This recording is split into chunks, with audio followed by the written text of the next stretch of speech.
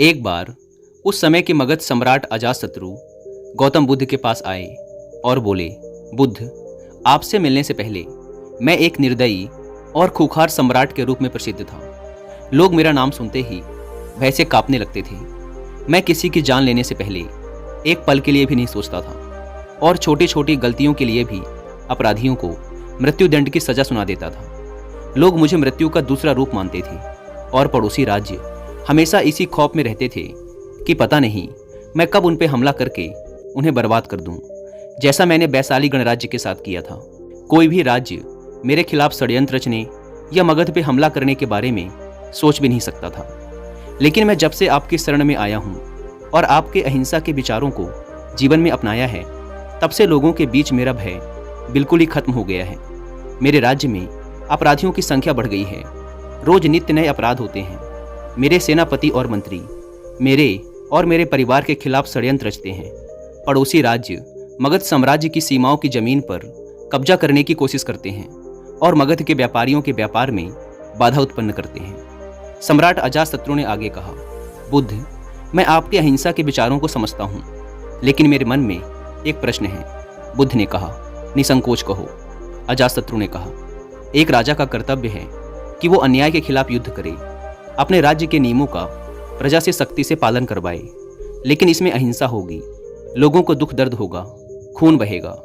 तो क्या एक अपराधी को दंड देना अनुचित है? क्या अपने राज्य के लिए, अपनी संपत्ति के लिए, अपने परिवार की सुरक्षा के लिए युद्ध करना गलत है? बुद्ध ने कहा, अजातशत्रु, इस प्रश्न का उत्तर देने से पहले मैं तुम्हें एक कहानी सुनाना चाहता हूँ। एक बार की बात है, एक गांव में एक बहुत ही विषैला सर्प रहता था। उसने ना जाने अब तक कितने ही लोगों को काट कर मौत के घाट उतार दिया था। वह जिस वृक्ष में रहता था, लोग उस वृक्ष के पास से गुजरने से भी डरते थे। बच्चे उसके नीचे खेलने के बारे में सोचते भी नहीं थे। फिर एक दिन उसी रास्ते से एक भिक्षु गुजरा और आराम करने के लिए उसी वृक्ष के नीचे बैठ गया। भिक्षु को बैठा देख सर्प उसे काटने के लिए नीचे आया, लेकिन सर्प को आता देख भिक्षु तनिक भी नहीं घबराया। वह पूरे शांत चित्त के साथ वहीं बैठा रहा। यह देख सर्प को बड़ा आश्चर्य हुआ। वह अपनी जीभ बाहर निकालते हुए बोला, मैं एक बहुत ही जहरीला सर्प हूँ, क्या तुम्हें मौत से डर नहीं लगता? भिक्षु ने कहा, मैं जीवन और मृत्यु से ऊपर उठ चुका हूँ, अब मुझे किसी भी चीज़ से डर नहीं लगता। भिक्षु ने सर्प को उपदेश दिया कि जो तुम कर रहे हो वो हिंसा है। तुम्हारे काटने से लोगों को बहुत पीड़ा होती है और कई बार तो उनकी मृत्यु भी हो जाती है। भिक्षु की बातें सुन सर्प के अंदर वैराग्य जागा। उसने निश्चय किया कि वो आज के बाद किसी को नुकसान नहीं पहुंचाएगा, किसी को नहीं काटेगा। सर्प अहिंसक हो गया है। सर्प ने काटना छोड़ दिया है। धीरे धीरे ये खबर पूरे गांव में फैल गई। इसके बाद लोगों ने सर्प से डरना ही छोड़ दिया। लोग उसे छेड़ते, बच्चे बेवजह ही उसके पूंछ में पैर रख देते, उसे पत्थर मारते, लेकिन सर्प किसी को नुकसान नहीं पहुंचाता। उसने कीड़े मकोड़ों को भी खाना छोड़ दिया था। रात में कुछ घास फूस खा लेता और सुबह आक्रमण का सामना करता। भूख और पीड़ा से वह बिल्कुल कमजोर हो गया था। उसका शरीर इतना घायल हो गया था कि गांव वाले उसे एक रस्सी से ज़्यादा और कुछ नहीं समझते थे। फिर एक दिन वही भिक्षु दोबारा उसी रास्ते से गुजरा। उसने सर्प की ये दुर्गति देखी तो बड़ा दुखी हुआ। सर्प को औषधि लगाते हुए उसने पूछा, तुम्हारी ये दुर्दशा कैसे हुई?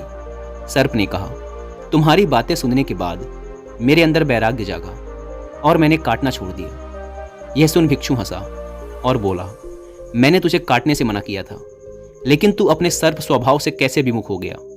तूने फुसकारना क्यों छोड़ दिया? बुद्ध ने आगे कहा, किसी भी बात की अति, अहिंसा की भी अति, अगर ध्यान से देखें तो हिंसक बन जाती है। अजातशत्रु, अपराधियों में तुम्हारा भय होना ही चाहिए और उन्हें उनके अपराध की सजा भी मिलनी चाहिए, परंतु ध्यान रहे, न्याय करने वाला अपनी निजी शत्रुता के कारण किसी को दंड ना दे, बल्कि अपराधी को उसके अपराध और दुष्कर्मों की सजा ही मिलनी चाहिए। यदि क्रोध, लोभ और ईर्ष्या बीच में आ जाएगी तो न्याय ना हो पाएगा। बुराई को भलाई से जीतो। यदि बुराई भलाई पर हावी होने लगी तो मनुष्यता का नाश होगा। यदि बुराई को हटाने के लिए युद्ध भी करना पड़े तो वो भी करो, लेकिन कभी भी उस युद्ध के कारण तुम स्वयं ना बनो। यदि करना ही पड़े तो सिर्फ सही उद्देश्य के लिए ही करो। अजातशत्रु ने बुद्ध के सामने हाथ जोड़ लिए और कहा, बुद्ध, आपकी इन बातों ने मेरे अंदर के सारे प्रश्न, सारी उथल पुथल को शांत कर दिया है। धन्य हुए भाग्य मेरे, जो आप मेरे जीवन में पधारे। इसके बाद अजातशत्रु